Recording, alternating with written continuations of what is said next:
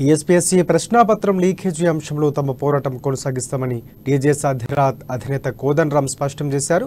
గణపార్కు అమరవీరుల స్తూపం వద్ద కోదండరాం దీక్షకు దిగారు. పేపర్ లీకేజీ ఘటనకు నైతిక బాధ్యత వహిస్తూ ముఖ్యమంత్రి కేసీఆర్ రాజీనామా చేయాలని డిమాండ్ చేశారు.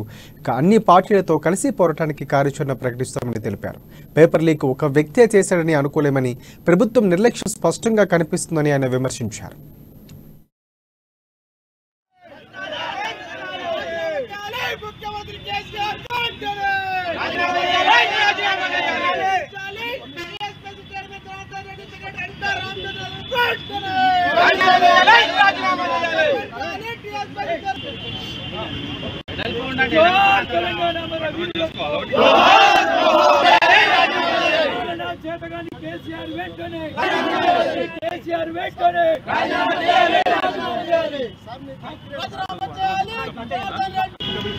ఒక నిమిషం సార్ మైక్